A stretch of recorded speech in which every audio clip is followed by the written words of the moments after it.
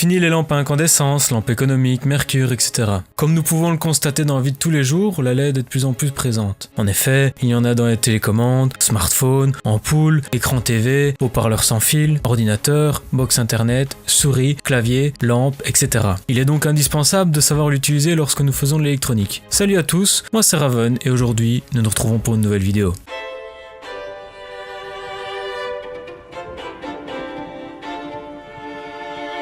La LED, Light Emitting Diode, ou DEL pour diode électroluminescente en français, est un semi-conducteur qui, lorsqu'il est parcouru par un courant, émet de la lumière. Elle possède un bon rendement lumineux et se décline en plusieurs couleurs différentes. Nous pouvons trouver des LED avec une couleur spécifique ou bien des LED RGB qui font plusieurs couleurs.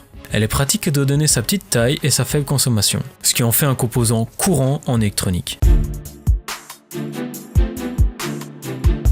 Pour une résistance, le courant qui circule est calculé grâce à la loi d'Ohm. Par contre, cela ne fonctionne pas de cette manière pour les diodes. En effet, ce sont des semi-conducteurs possédant une tension de seuil, c'est-à-dire une tension minimum pour que les LED s'allument. Elle est relativement faible pour les diodes classiques, c'est-à-dire 0,25 volts à 0,6 volts et plus grande pour les LED allant de 1,6 volts à 3,8 volts. Par exemple, j'ai une LED avec une tension de seuil de 3,2 volts. Si je tente de l'allumer avec une pile d'1,5 volts, cela ne fonctionnera pas étant donné que la tension de seuil n'est pas atteinte. Maintenant, cette tension n'est pas exactement 3,2 volts. Il y a une marge. Par exemple, la LED que j'utilise s'allume faiblement à 2,45 volts et illumine correctement à 3,2 volts. Lorsque nous achetons ou utilisons une LED, deux choses importantes sont à prendre en compte. La tension de seuil et l'intensité. Par exemple, une LED ayant une tension de seuil de 3,2 volts et consommant 20 mA.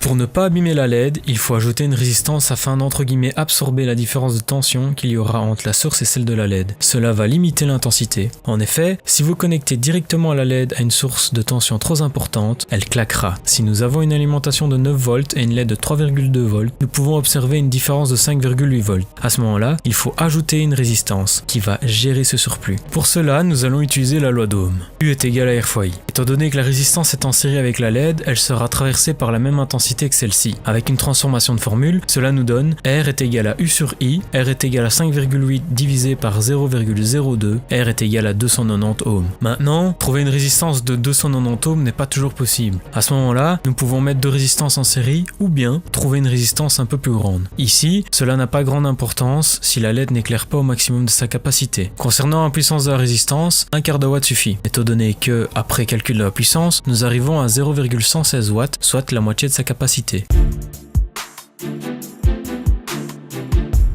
Si vous décidez d'installer plus d'une LED, vous pouvez les mettre en parallèle ou bien en série. L'avantage de les mettre en série est la diminution de la consommation, étant donné qu'il faut recalculer la résistance. Par exemple, si nous mettons deux LED en série, avec la même caractéristique que l'exemple précédent, nous avons 9 volts est égal à 3,2 plus 3,2 plus UR, notre tension que la résistance devra absorber. UR est égal à 9 moins 3,2 moins 3,2. UR est égal à 2,6 volts. Avec la loi d'Ohm, nous trouvons la résistance permettant d'absorber 2,6 volts, ce qui nous donne 130 ohms. De plus, la puissance a diminué car elle s'élève maintenant à 0,052 watts, ce qui est logique étant donné que la résistance utilisée est plus faible. Maintenant, si vous rajoutez une troisième LED en série, il y a des chances que le circuit ne s'allume pas, car les trois tensions de seuil donnent 9,6 volts pour une pile de 9 volts. Cependant, ceci est la théorie. En réalité, une pile ne fera pas exactement 9 volts. Si elle a peu servi, elle fera plus, ou au contraire, si elle a beaucoup servi, elle fera moins de 9 volts. Ici, je sais allumer 3 LED en série de 3,2 volts avec ma pile qui fait 9 volts, car la tension de seuil commence à 2,45 volts. Par contre, 4 LED en série n'est pas possible car la différence de tension est beaucoup trop grande. Même si la tension est faible, il est préférable d'ajouter une faible résistance afin de prévenir les fluctuations d'intensité. Nous pouvons aussi utiliser des régulateurs d'intensité afin de ne pas dépasser le courant nominal. Mais pour commencer en électronique, utiliser une résistance est le moyen le plus facile. Vous le constaterez au fur et à mesure que vous démontrez du volume matériel afin de récupérer les composants.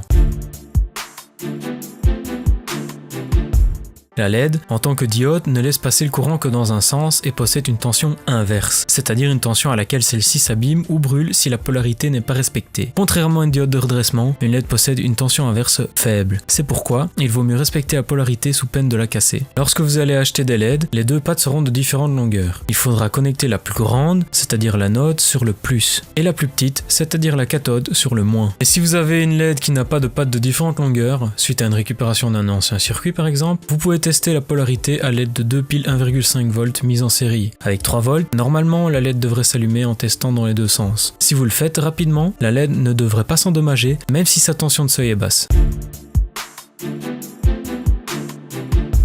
Lors de l'achat d'une LED, il faut faire attention à deux critères qui sont la tension de seuil et l'intensité. Il faut toujours faire attention à respecter les polarités car la tension inverse d'une LED est faible. Il ne faut pas oublier de limiter le courant à l'aide d'une résistance ou bien d'un régulateur d'intensité, même si la tension de seuil est proche de la tension du générateur. Voilà, c'est déjà la fin de la vidéo. J'espère que vous l'avez aimé. N'hésitez pas à poser vos questions en commentaire ainsi que des idées de sujets de vidéo. N'oubliez pas non plus de partager et d'aimer la vidéo. Moi je vous dis à la prochaine et d'ici là, portez-vous bien.